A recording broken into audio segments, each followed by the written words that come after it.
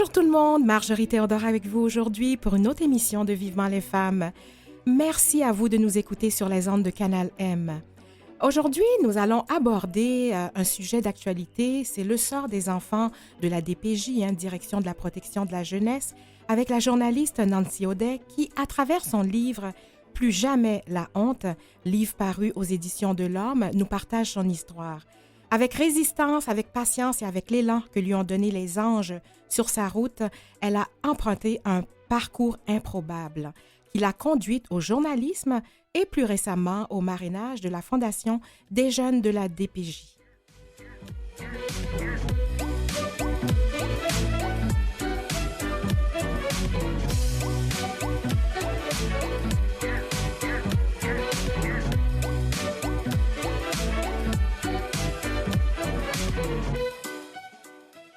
Bonjour Nancy Audet. Bonjour, merci pour l'invitation. Vraiment un plaisir. Alors, Nancy, tout de suite, je vous amène à la première question qui est le sous-titre de votre livre qui parle le parcours improbable de Petite Poké. Racontez-nous, mettez-nous en contexte, racontez-nous justement votre enfance, le début de ce qu'on pourrait aussi appeler votre parcours de combattant. En fait, d'aussi loin que je me souviens, j'avais petite toujours la peur au ventre. C'est quelque chose qui m'accompagnait tous les jours. Mon premier souvenir de maltraitance, j'avais presque 4 ans. Je me souviens que ma mère me lançait en bas des escaliers et c'est ma tête qui a pris le coup, mais ça a cogné extrêmement fort. Je n'arrivais plus à me lever. Et j'ai réussi à me traîner de peine et de misère jusqu'à ma chambre où je ne suis pas ressortie de la journée. Mon père partait toujours à la semaine. Il travaillait dans la forêt. Il partait le lundi matin, revenait le vendredi soir. Et c'est lui qui m'a trouvée le vendredi en revenant. Et j'étais en piteux état. Et il m'a pris dans ses bras. Il a couru à la voiture. Et on était à une 30aine de minutes de voiture quand même de l'hôpital le plus proche. Okay. Il m'a amenée là d'urgence où j'ai été hospitalisée. Les médecins étaient très inquiets, ont voulu appeler la police. Mon père a dû mentir pour pas, par peur. Il me dit aujourd'hui avec beaucoup de regrets, je dois le dire, de ne pas avoir dit la vérité. Et finalement, les médecins ont décidé de ne pas appeler la police. Tout a été correct. Et là, je suis retournée à la maison et la maltraitance a continué comme ça. Ça faisait partie de mon quotidien, de ma vie, jusqu'à ce qu'une personne s'inquiète vraiment pour moi quand j'avais 9 ans et que cette personne décide de faire un signalement anonyme à la Direction de la protection de la jeunesse. Et c'est là que je me suis retrouvée pour la première fois en famille d'accueil chez une femme, Rosemée. Elle porte bien son nom. Ouais. Une femme très, très aimante, très sécurisante aussi, qui a accueilli une petite fille très, très blessée, physiquement, moralement, mais qui a bien pris soin de moi. Et ça m'a fait le plus grand bien. Et après, je suis retournée à la maison. Ça a été très, très difficile jusqu'à ce qu'à l'adolescence, je retourne encore en famille d'accueil. J'ai demandé moi-même, j'étais en centre jeunesse, j'ai demandé moi-même à retourner chez Rosemée. Elle a accepté de me reprendre. Elle se souvenait de la petite Nancy et elle m'a repris. Elle m'a donné un bon coup de main encore une fois pour me remettre sur pied. Okay. Je lui dois beaucoup à cette femme.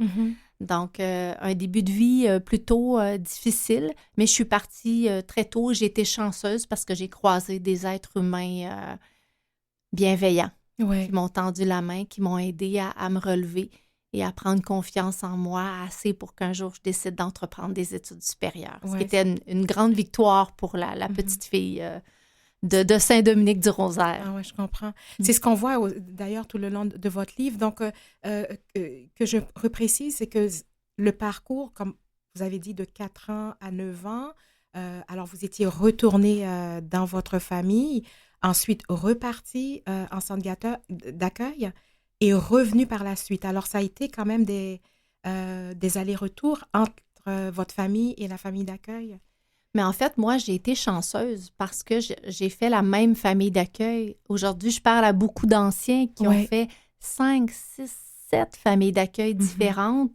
C'est difficile pour un enfant d'être déraciné à chaque fois. Moi, malgré tout, d'avoir une seule famille d'accueil, une famille sécurisante, ça m'a énormément aidée. Reste que la maltraitance laisse des traces. C'est encore très méconnu au Québec, les séquelles liées à la maltraitance, des séquelles qui continuent, hein, même rendues à la vie adulte. Toute notre vie, on va vivre avec ça. Oui. Hein, que ce soit la violence physique, les coups, la violence psychologique aussi qui laisse des séquelles. Dans mon cas, je pense que ça a laissé de vives séquelles, de vives blessures. Tu sais, quand ta mère te dit continuellement, avoir su que c'était toi qui étais dans mon ventre, je me serais fait avorter. C'est tellement violent, c'est tellement profond. L'enfant, dans son fort intérieur, finit par le croire, que ça aurait été mieux qu'il ne vienne pas au monde. Donc, vous comprenez comment on a un manque d'estime, on pense qu'on vaut rien. Et ce que les gens ont parfois, je pense, la difficulté à comprendre, c'est que quand un parent manque d'intégrité envers son enfant, l'enfant n'arrête pas d'aimer son parent. Oui. L'enfant arrête de s'aimer lui-même. Et ce manque d'amour envers lui-même, c'est quelque chose qui va souvent et malheureusement le poursuivre toute sa vie, dans toutes ses relations, qui va lui donner du mal à avoir un travail, à pouvoir s'épanouir même sur le marché du travail, s'épanouir dans sa vie personnelle, parce qu'il a une très piètre estime de lui-même. Oui. Donc, c'est difficile de se relever de ça. Et pour ça, il faut des bonnes personnes. Ah oui. Il faut des bonnes personnes, il faut des mains tendues, il faut aider ces jeunes-là, ces enfants-là, à reprendre confiance en eux, à comprendre qu'ils valent quelque chose et qu'ils ont droit, eux aussi, au bonheur. Oui. Ce que j'ai pu lire aussi dans votre livre, c'est que votre famille, malgré qu'elle a été dysfonctionnelle, elle a été elle-même famille d'accueil. Comment expliquez-vous ça? Mais en fait, à l'époque, ce n'était pas comme aujourd'hui. OK. À l'époque, c'est triste à dire, mais une personne qui appelait puis disait « Moi, je vais être famille d'accueil », 48 heures après, il y avait des enfants dans la maison, là, ou presque. OK. Il n'y avait pas d'enquête de sécurité, il n'y avait pas de test psychologique, il n'y avait pas... Donc, c'est pour ça qu'il y a eu plusieurs dérapages, vous le savez, et les familles d'accueil, encore aujourd'hui, ont une très mauvaise réputation parce qu'il y a des enfants qui ont subi, en plus d'avoir subi de la maltraitance dans leur foyer biologique, se sont retrouvés dans des familles d'accueil inadéquates. Aujourd'hui, c'est plus ça du tout. Aujourd'hui, ma famille ne serait jamais famille d'accueil, je vous le confirme. C'est ça, parce qu'aujourd'hui, ma mère avait un dossier criminel, donc déjà à la base, aujourd'hui, on fait une enquête de sécurité. Donc, automatiquement, elle aurait été exclue. Elle n'aurait probablement pas passé non plus le test psychologique. Au niveau de la maison, on n'avait pas du tout ce qu'il fallait. Il y a un garçon qui a habité chez nous 2 ans, famille d'accueil. Il n'a jamais eu de chambre. Pouvez-vous le croire? Chaque soir, ce petit garçon dormait à un endroit différent. Je pense à lui aujourd'hui, je me dis, pauvre garçon. Je le connais, on est en contact. J'adore ce garçon. C'est un homme aujourd'hui, il s'appelle Stéphane. Ce qu'il a traversé et le souvenir qu'il garde de chez nous. Vous imaginez? Mais bref, donc non, on n'aurait jamais dû être famille d'accueil. Ce qui est particulier, c'est quand, et nous, on a arrêté d'être famille d'accueil parce qu'il y a eu un signalement anonyme pour dire que je vivais de la maltraitance. Vous voyez comment c'est particulier comme histoire, et après, ça a été terminé. On n'aurait jamais pu avoir d'enfants, et heureusement pour les enfants. C'est ça. Puis qu'est-ce qui a motivé votre mère? Parce que c'était l'argent. C'était juste l'argent. Oui, c'était juste l'argent. On n'avait pas du tout ce qu'il fallait pour prendre soin de ces enfants-là. On ne s'en occupait vraiment pas bien. J'ai parlé à plusieurs. On n'a pas été famille d'accueil longtemps. On a été famille d'accueil pendant 2 ans, mais toutes les personnes qui sont passées chez moi, malheureusement, et c'est triste, ne gardent aucun bon souvenir de leur placement.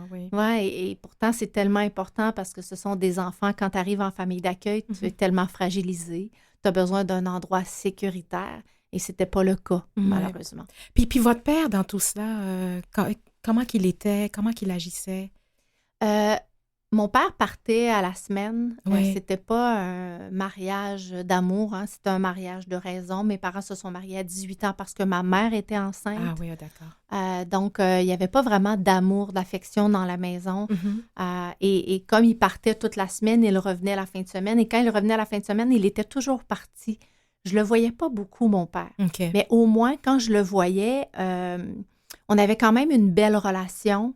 Il était gentil avec moi. Je me souviens que parfois, il prenait ma défense, Oui. mais c'est lui qui mangeait les coups. Je me souviens très bien, je revois ma mère le frapper Mhm. assez sévèrement. Je ne vais pas rentrer dans les détails, mais il y a Oui. des choses qu'elle a faites qui étaient vraiment inacceptables. Donc, c'est un mariage malheureux, une famille malheureuse, une famille dysfonctionnelle, comme il en existe encore beaucoup. Hein? C'est pas parce qu'on Tout est à en fait. 2022 que ça n'existe pas. Bien Ça au existe contraire, oui. encore et il y en a encore beaucoup trop. Mhm. C'est pour ça que j'ai publié le livre, vous savez, Oui. pour sensibiliser les gens à la maltraitance qui continue de gangréner notre société, qui continue de briser des enfants. Oui. Mais aujourd'hui, il faut en venir à l'évidence qu'il faut faire plus. Il faut dire ça suffit. Il faut mettre en place des politiques. Il faut s'investir Oui. pour que cesse la maltraitance, pour que ça continue, comme je dis, de gangréner notre société. Oui, en effet. Restez avec nous, chères auditrices et auditeurs. Nous allons écouter une chanson choisie par notre invité, justement Nancy Audet, Cœur de rocker de Julien Clerc.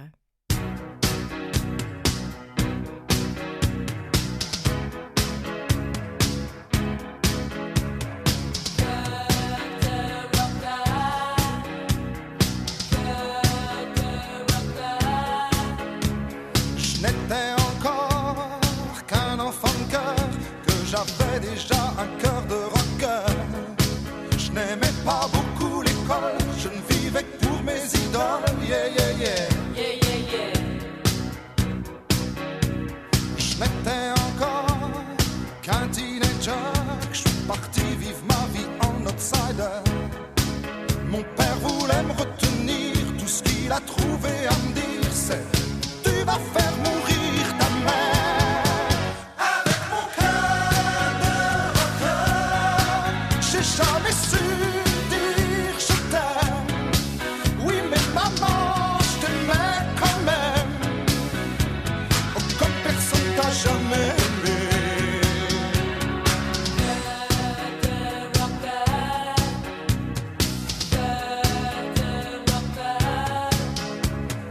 De toutes les filles qui m'ont fait craquer, la seule que j'ai vraiment aimée, c'est celle qui m'a quitté.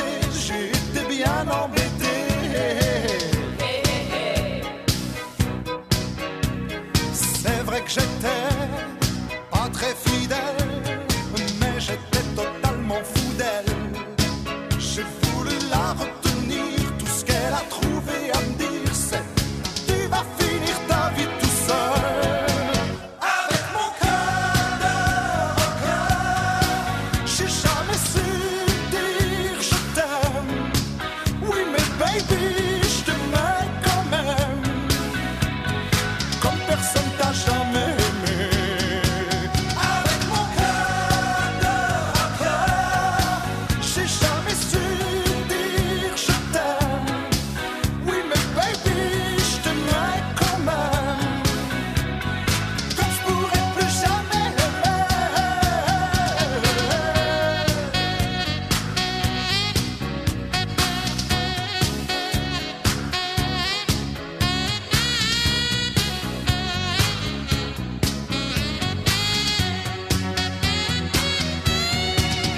Avec mon cœur de rocker, j'ai jamais su dire je t'aime. Oui mais maman, je t'aimais quand même. Comme personne t'a jamais aimé.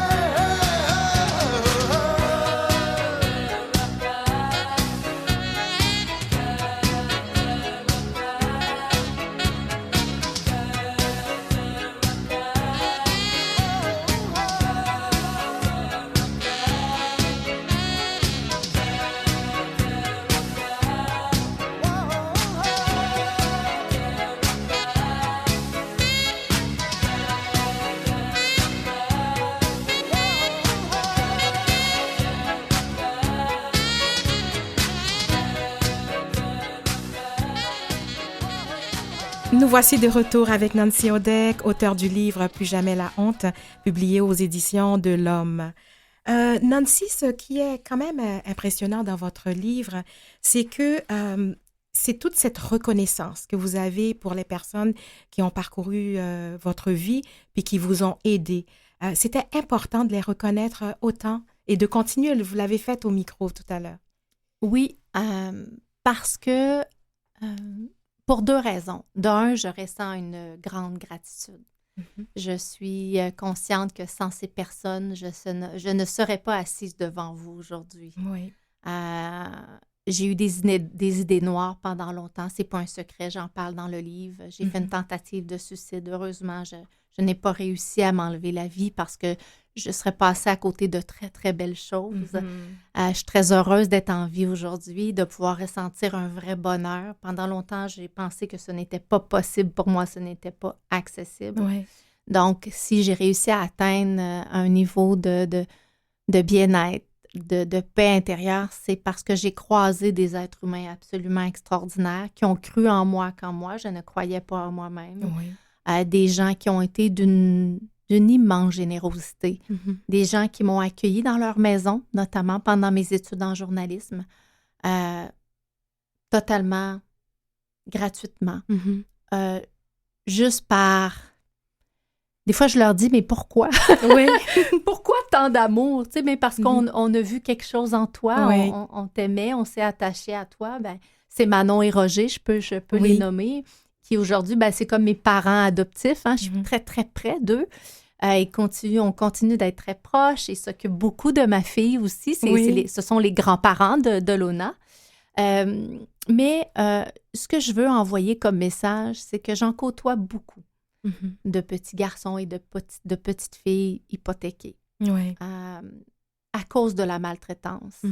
Et je sais que pour eux, la différence, ou ceux qui peuvent faire la différence, c'est les gens qui les entourent. C'est vous, c'est moi, c'est le voisin, c'est le professeur, c'est l'entraîneur de basket. Il ne faut jamais sous-estimer la main tendue, la différence qu'on peut faire dans la vie d'un enfant. On peut planter une graine et parfois, sur le coup, on pense que ça donne rien. Mais dans le temps, on ne sait jamais quand ça va fleurir. Vous savez, moi, quand j'avais 7 ans, ma mère m'amenait toujours chez un voisin pour qu'il m'abuse sexuellement en échange de quelques dollars. J'étais dans un état de grande, grande détresse. J'arrivais à l'école, je fuyais constamment. J'étais très agressive avec les autres élèves. J'étais en détresse. Et on m'a mis à la porte de l'école. Un enfant de 7 ans doit aller à l'école. Finalement, on m'a envoyé au village d'après, plus loin. Et c'est une professeure, une enseignante qui m'a accueillie, qui s'appelle Monique. Monique, elle n'avait pas envie de m'avoir dans sa classe. Là. Elle avait déjà 20 élèves. J'étais une élève de trop. Elle m'a raconté qu'elle était découragée quand le directeur lui a dit qu'elle devait m'accueillir. Mais elle a pris le téléphone pour comprendre pourquoi. Pourquoi on m'envoyait là, de la petite fille de l'autre village. Et il y a quelqu'un qui a été honnête avec elle, qui lui a dit que je traversais de grandes difficultés. Et Monique a pris la décision de me prendre sous son aile. Je ne savais presque pas lire. J'étais en retard. Je me dirigeais vers un échec. Elle a mis mon bureau devant le sien. Et pendant 6 mois, elle a pris soin de moi. J'ai rattrapé tout le retard. J'ai appris à lire. Et à la fin de l'année scolaire, elle me disait que j'étais tellement bonne qu'elle me demandait d'aider les autres élèves de la classe en lecture. Elle me valorisait. Et chaque fois que j'allais près d'elle pour qu'elle corrige ma copie, elle me laissait jouer dans ses cheveux. Et elle me disait, au départ, j'étais un peu mal à l'aise, mais... je me suis rendu compte que ça te faisait du bien et que tu avais besoin de cet amour, de cette affection. Et je me suis beaucoup attachée à toi. Monique, en 6 mois, elle a changé ma vie. Vous voyez, elle a transformé le vilain petit canard en une petite fille qui savait lire. Elle a développé une passion pour la lecture chez moi, une passion que j'ai encore aujourd'hui. Et je suis convaincue qu'il n'y aurait pas le livre devant vous si je n'avais pas croisé Monique Côté. Donc, Monique, aujourd'hui, elle avait aucune idée de l'impact qu'elle avait eu dans ma vie. Donc, je dis aux gens, n'oubliez pas l'impact que vous pouvez avoir dans la vie des enfants. Puis le petit enfant que vous refusez d'inviter à la fête d'amis dans votre maison, eh bien, c'est celui que vous devriez inviter. C'est le premier qu'on invite parce que ces enfants ont besoin d'îlots de bonheur, ont besoin de voir qu'une maison où c'est beau, où c'est sain, ça existe. Si on ne montre pas aux enfants que ça existe, une famille, vous comprenez, où il y a de l'amour, où il y a du respect, où est-ce que vous voulez qu'ils apprennent ça? Donc, ouvrons notre porte plus facilement. C'est ça que j'avais envie d'envoyer comme message avec ce livre. J'espère que j'y suis arrivée. Tout à fait. Mais c'est mon espoir que les gens soient plus nombreux à ouvrir leurs portes. Puis, pour faire suite à ce que vous dites, c'est que dans votre livre aussi, vous parlez, lorsque Manon vous dit, vous êtes la fille qu'elle aurait aimé avoir, vous ne l'avez pas cru, vous avez dit que vous l'avez cru que 25 ans après. Alors, on voit aussi toute cette patience, cette compréhension pour établir la confiance avec l'enfant qui arrive, qui est démuni, perdu. Donc, il y a aussi ce qu'on retrouve dans votre livre de dire, soyez patient aussi lorsque vous accueillez, parce que ce n'est pas tout de suite que la confiance s'établit. C'est long. C'est long, il faut être patient. Donc, c'est un geste qu'on fait par amour de l'autre. Oui. Je vois aussi que des fois, les gens, surtout avec les enfants de la DPJ, on s'attend à un retour immédiat. C'est ça. Mais il faut comprendre que ces enfants ont été blessés au plus profond de leur âme. Ils ne font plus confiance à l'adulte. Oui. Donc, ça prend de la patience. Mais une fois que ces enfants s'attachent à vous, une fois qu'ils ont compris qu'ils pouvaient vous faire confiance, il y a quelque chose d'absolument magnifique qui va naître de cette relation. De la relation. À partir du moment où l'enfant sait que vous n'allez pas le laisser tomber, de le voir grandir, évoluer sous vos yeux, c'est quelque chose d'absolument magnifique. Il y a des familles d'accueil qui me racontent que quand un enfant entre chez eux, il regarde par terre, il est complètement refermé sur lui-même. Ils sont incapables de communiquer avec lui. Et 1 an plus tard, il se tient droit, il sourit, il a les yeux brillants et que parfois, les gens qui le croisent ne reconnaissent pas l'enfant. Ils disent non, c'est le même enfant que l'année passée. Là. Il est arrivé il y a 1 an et les personnes sont subjuguées. Il y a même un changement physique chez l'enfant. Un enfant qui se sent en sécurité, un enfant qui se sent aimé, tranquillement, pas vite, va reprendre confiance. Exactement. Et c'est beau, c'est absolument magnique. Et il s'ouvre. De le voir s'épanouir, de le voir s'ouvrir de cette façon. Je vous amène à une autre période aussi de votre vie. Je vais lire un passage de votre livre, page 158. Alors, obtenir un grade universitaire est une réussite en soi. Le faire avec des résultats comme les vôtres constitue un exploit. Vous faites partie de l'élite de la promotion de cette année et nous sommes particulièrement fiers de vous avoir compté parmi nous. C'était signé par Tibor Egervari, le doyen de la Faculté des arts de l'Université d'Ottawa. Donc, la question que j'aimerais vous poser, vous avez été malmené, mal aimé, trimballé, puis vous avez réussi à faire des études supérieures. Où avez-vous puisé votre force?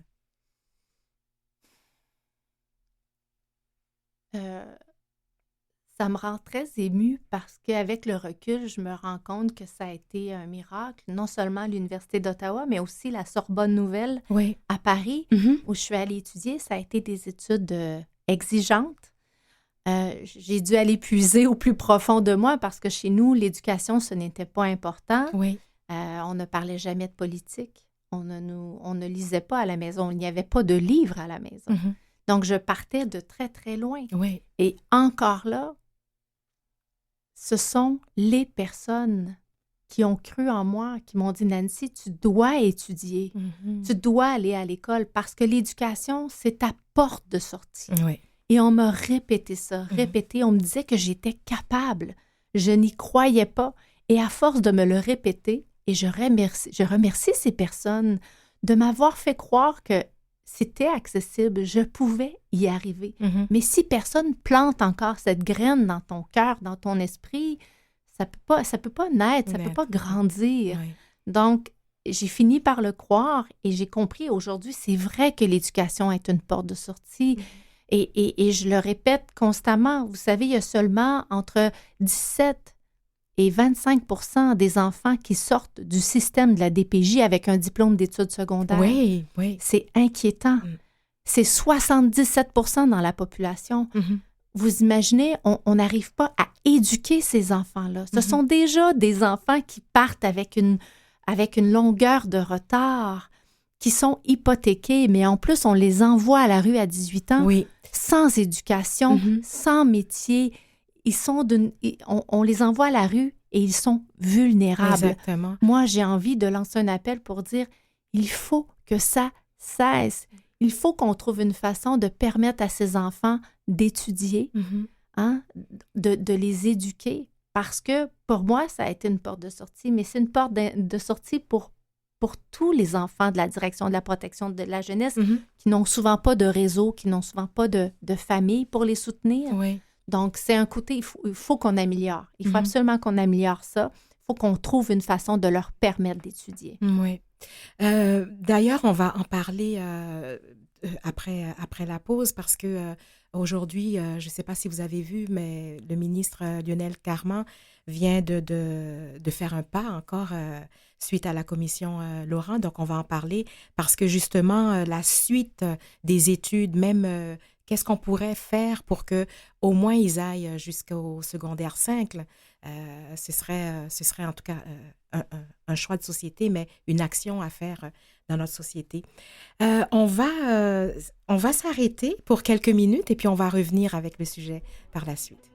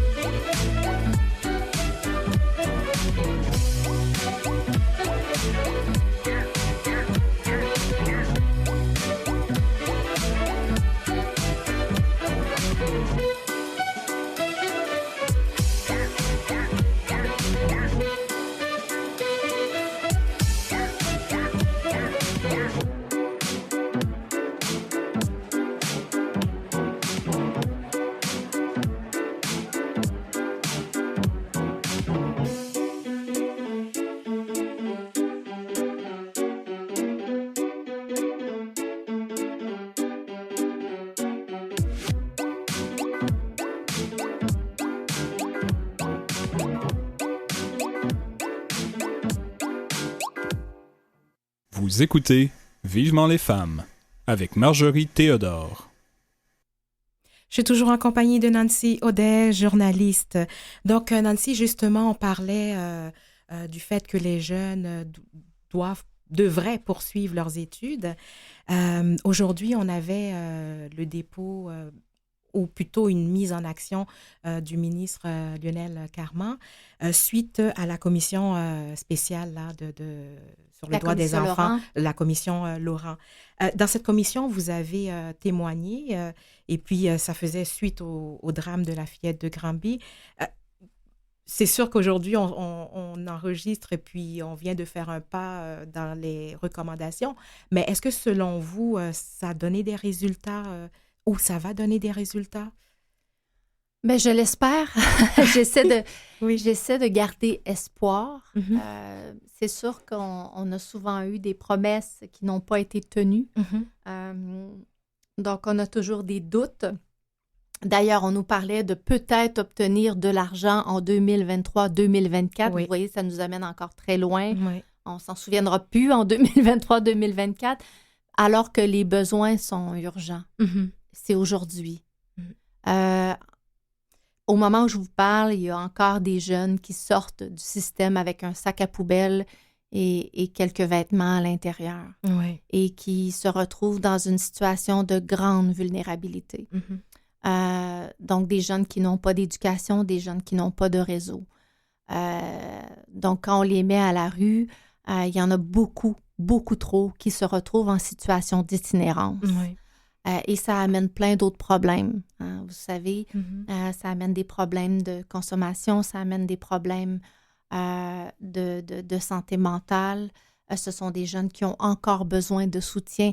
Quand je parle, j'ai beaucoup d'amis, moi, qui ont des enfants qui habitent encore à la maison à 23, 24, 25 ans même, parce que les enfants ont encore besoin de leurs parents. C'est difficile, surtout à Montréal, en plus d'avoir un emploi, de payer ton loyer. On connaît le prix le prix des logements. Ça a explosé et tout. Donc, de voir que ces jeunes-là, alors qu'ils n'ont pas de réseau, on les envoie à la rue comme ça brise le cœur. Oui. J'en côtoie beaucoup et on doit faire mieux. Oui. On doit faire mieux, c'est urgent d'agir. Ça fait plusieurs années qu'on le dit.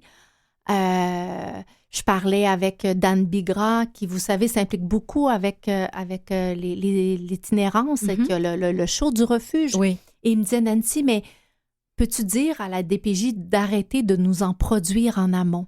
Chaque année, on les voit arriver par centaines, par dizaines. Oui. Il faut que ça cesse. Mais je suis d'accord avec lui. Il faut que ça cesse. On doit soutenir ces enfants. Ce sont nos enfants, vous savez. Ben oui. Ce sont aussi nos enfants. Il faut en prendre soin. Et on n'en a pas parlé, mais il y a beaucoup d'enfants des minorités. Oui. Beaucoup trop. Oui. C'est triste, mais pourquoi? Pourquoi on ne sait pas prendre soin de ces enfants?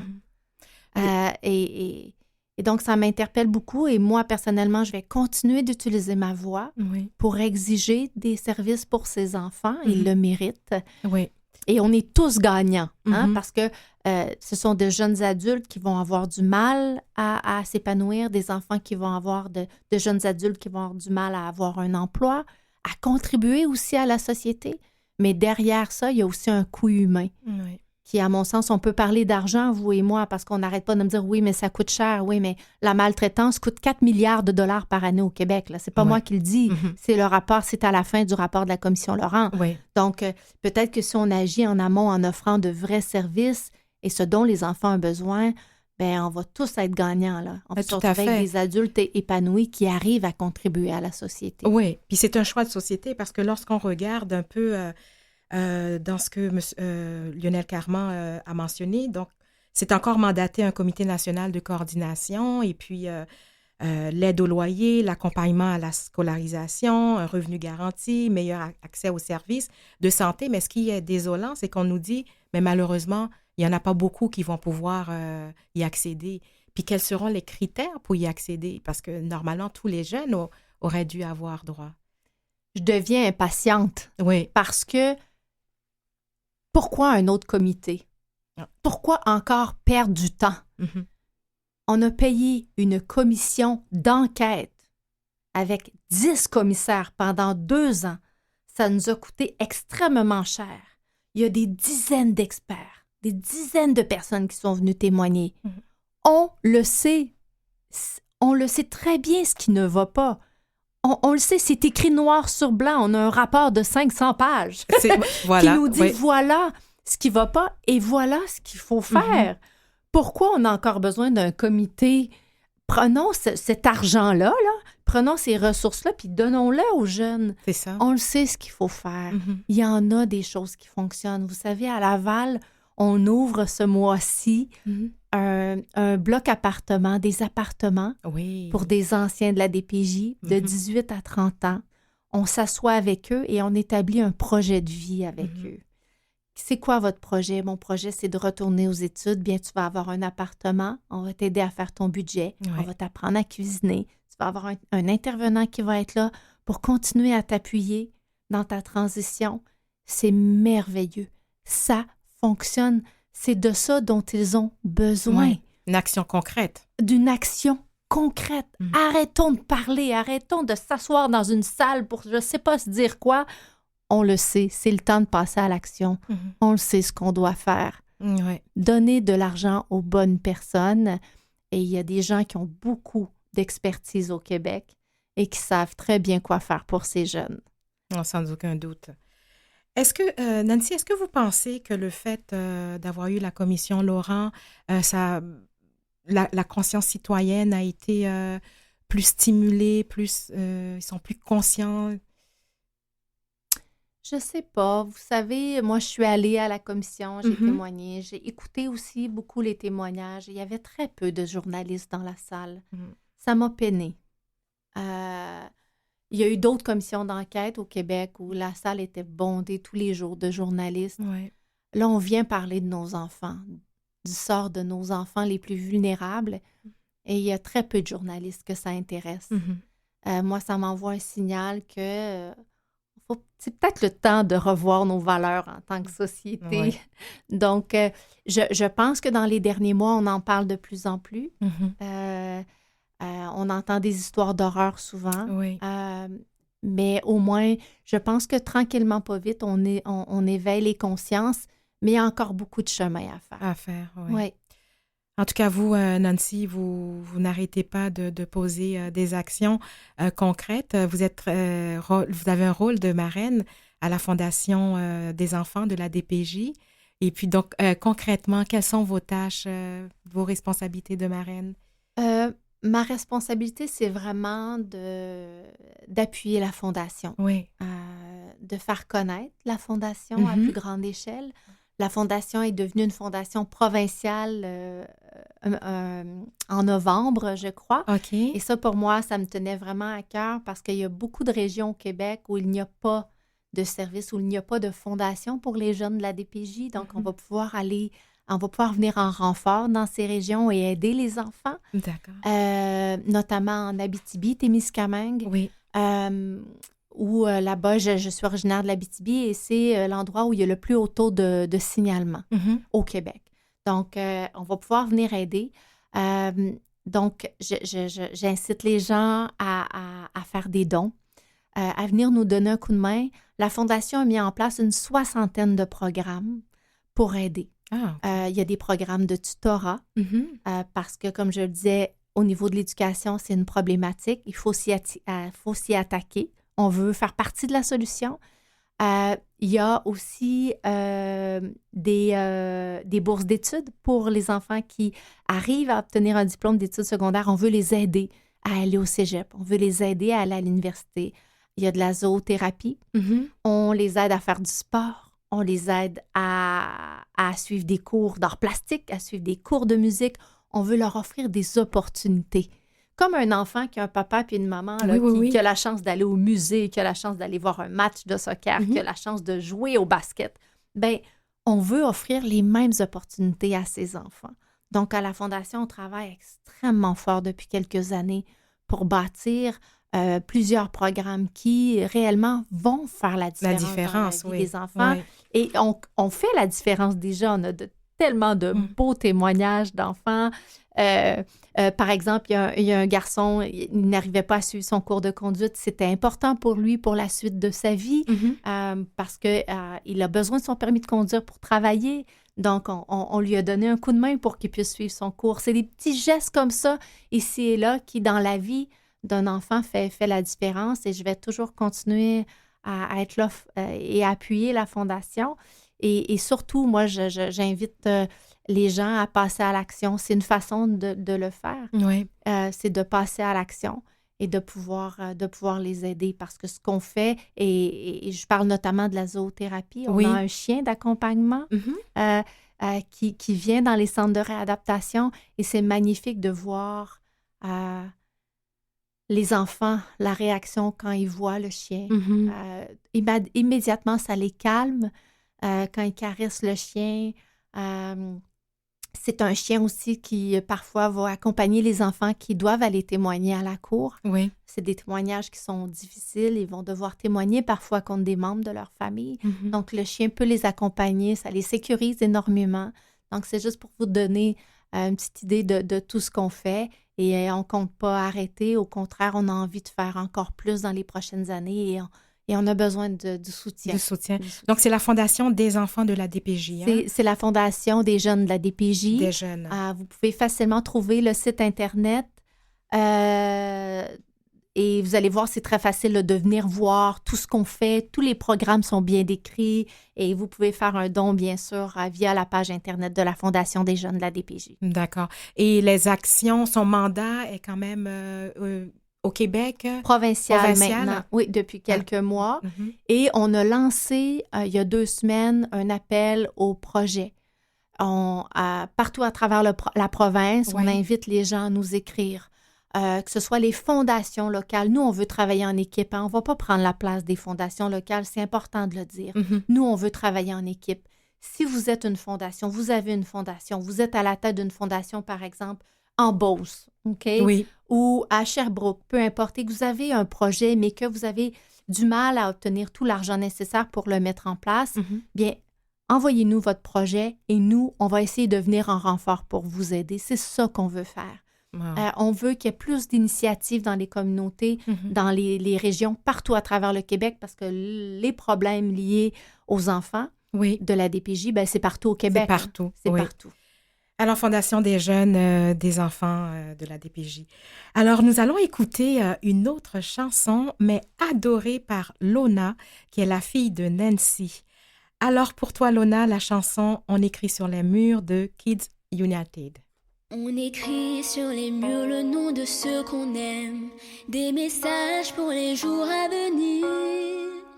On écrit sur les murs à l'encre de nos veines, on dessine tout ce que l'on voudrait dire. Partout autour de nous, il y a des signes d'espoir dans les regards. Donnons-leur écrit, car dans la nuit tout s'efface.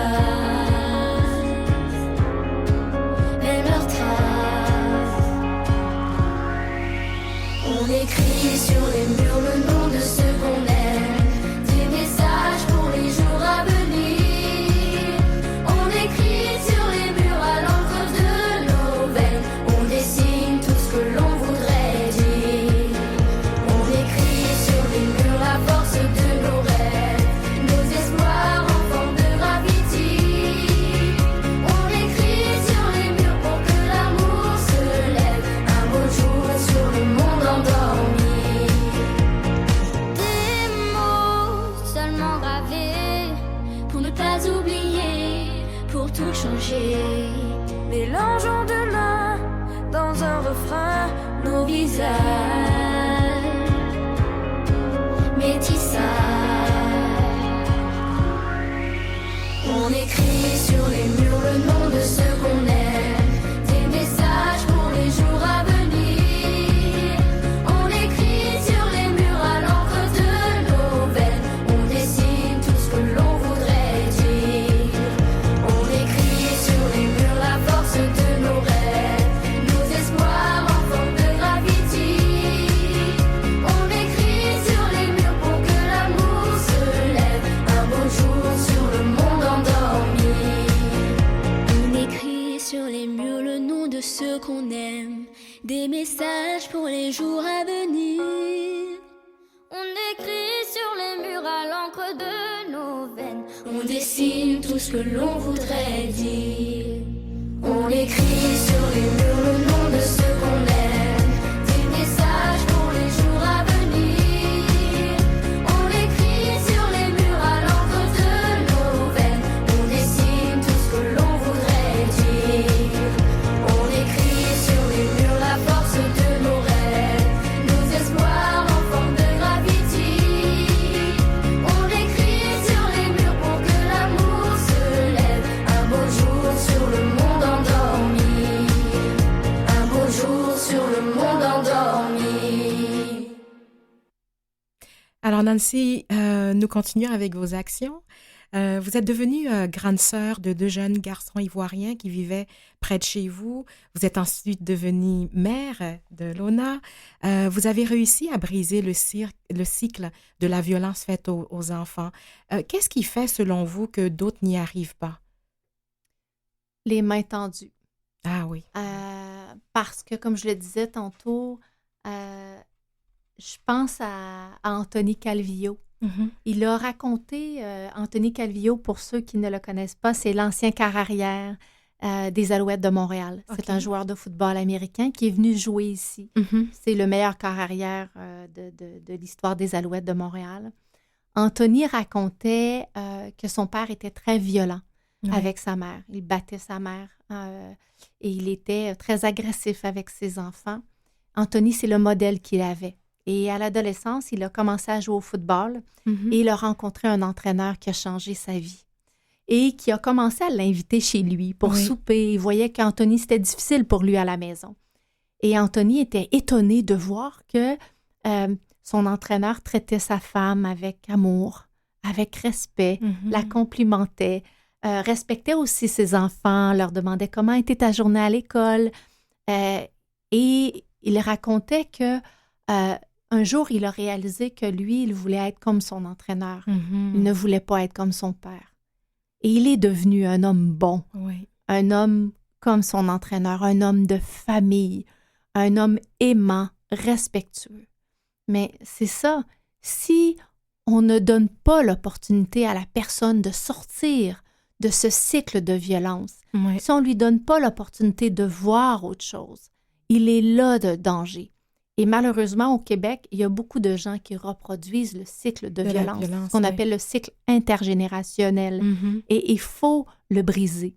Mais si on n'aide pas la personne à briser ce cycle-là, c'est difficile, c'est dangereux.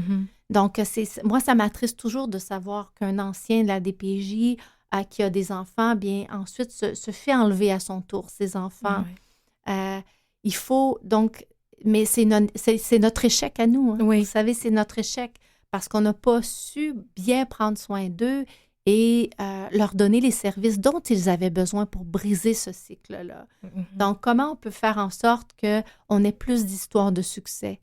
Bien, il faut trouver des nouvelles façons. Ce qu'on fait actuellement, ça ne fonctionne pas. Et moi, je dis, il faut essayer autre chose. Il faut sortir des sentiers battus.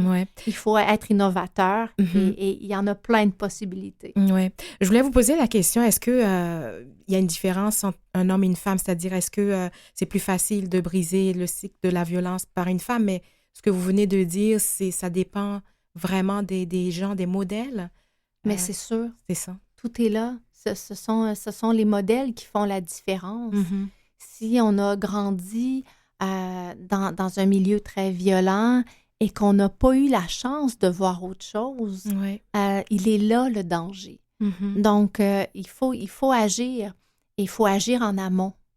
En Beauce, en ce moment, on travaille sur un magnifique projet. En fait, c'est pas moi, ce sont des amis que je respecte énormément, des femmes de cœur qui ont décidé de travailler sur un projet pour ouvrir une maison mère-bébé. C'est-à-dire, quand il va avoir un signalement, où on juge que l'intégrité du bébé est en danger.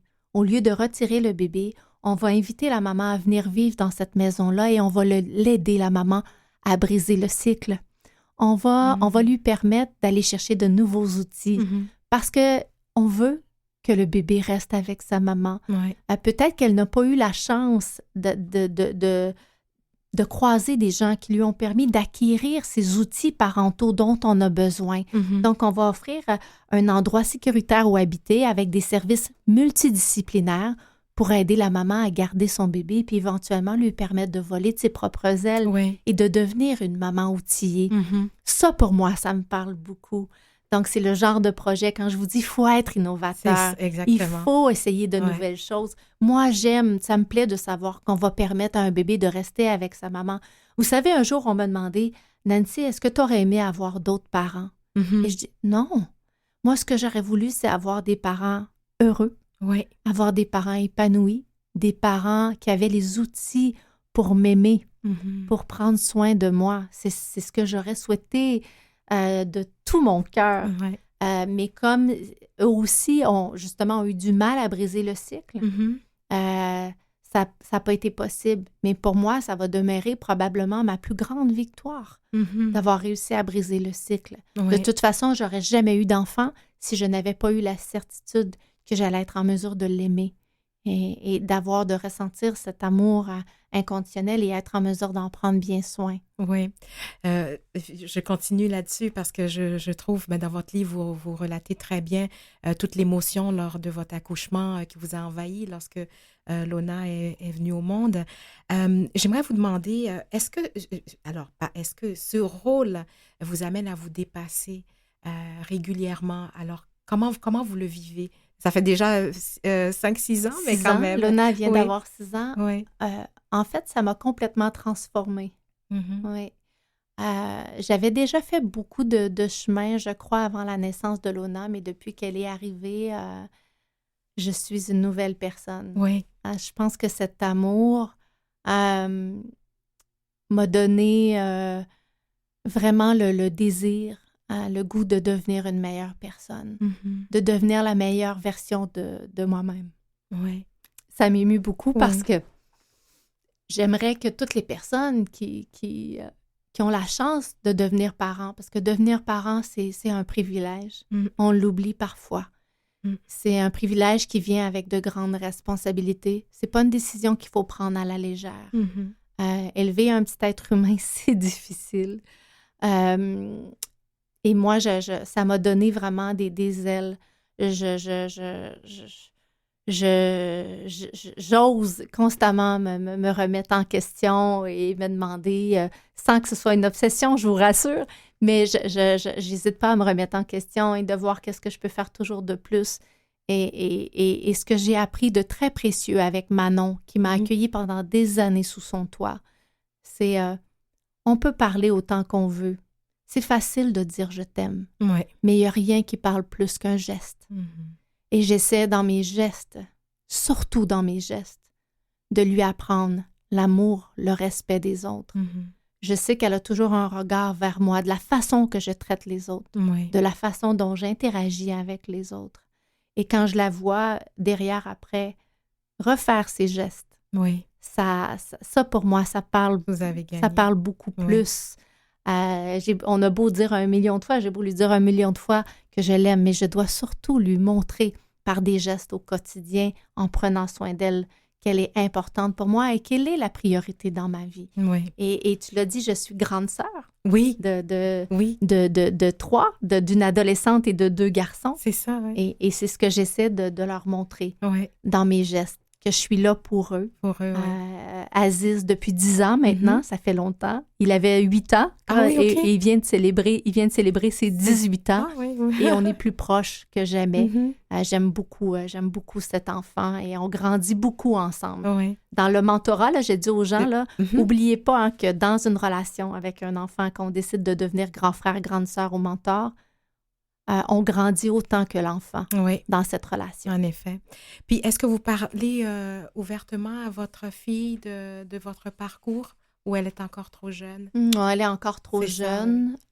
Par contre, je suis honnête. Vous savez, parfois, elle me pose des questions. « Maman, où tu t'en vas? » À Noël, j'avais une quinzaine de sacs là, de cadeaux près de la porte. Puis, elle n'avait pas envie que je m'en aille ce soir-là. Puis, je comprends pas où tu t'en vas. Puis, je lui dis, je me mets à sa hauteur, je lui dis « Maman, Oui. elle s'en va porter des cadeaux à des enfants qui n'ont pas de papa et de maman. » Wow. Elle le sait que ça existe. Mhm. C'est important d'être honnête. Je suis honnête par rapport à ce que je fais dans la vie. Elle le sait. Elle connaît mon implication. Mhm. Par contre, je ne lui parle pas de mes blessures. Oui. Je pense que elle n'a pas à savoir ça pour l'instant. Elle est trop petite. Un jour, peut-être, quand elle sera plus grande. Mhm. Mais elle connaît bien mon investissement envers les enfants. Oui. Et puis, elle sourit. Puis parfois, elle me dit, c'est correct, maman. Non, mais c'est important que tu ailles prendre soin des autres Oui. enfants aussi. Je peux te partager. Tu sais, Ah. c'est ce qu'elle me dit. C'est merveilleux. Nancy, je ne veux pas vous laisser aller sans que vous nous parliez de votre prochain livre. J'en rêve depuis tellement longtemps. Oui. En fait, j'écris un livre présentement sur la maltraitance. Mhm. Ce n'est pas un livre qui va s'adresser à une clientèle universitaire. C'est vraiment un livre qui va s'adresser à monsieur, madame, tout le monde, Oui. pour démystifier. C'est quoi la maltraitance? Pourquoi ça continue de gangréner notre société? Mhm. Quelles sont les séquelles liées à la maltraitance? Mais aussi, qu'est-ce qu'on peut faire concrètement, vous et moi? Oui. Qu'est-ce qu'on peut faire pour renverser la situation qui perdure depuis trop longtemps au Québec, Mhm. dans plusieurs de nos communautés? Il y a des communautés qui sont plus fragilisées que d'autres, Mhm. mais on a le pouvoir d'agir. Et on peut terminer comme ça, si j'ai une profonde certitude aujourd'hui, Oui. après tout ce que j'ai vécu dans les dernières années, c'est que les solutions vont venir de la communauté. Prenons les choses en main. Prenons soin de ces enfants. Les enfants de la DPJ sont aussi nos enfants. Wow. Sur ces paroles, Nancy, c'est merci beaucoup d'avoir accepté notre invitation. Puis je crois qu'on n'aura jamais assez de temps pour parler de ce sujet d'une grande importance. Alors, si vous ne l'avez pas fait encore, chères auditrices, auditeurs, je vous conseille le livre de Nancy Audet, Plus jamais la honte, publié aux Éditions de l'Homme en 2021. Alors, merci à toute l'équipe, Mathieu Tessier à la mise en onde, Lynn Roy à la recherche, Jean-Sébastien Laliberté, chef de diffusion technique. Ici Marjorie Théodore qui vous donne un rendez-vous la semaine prochaine.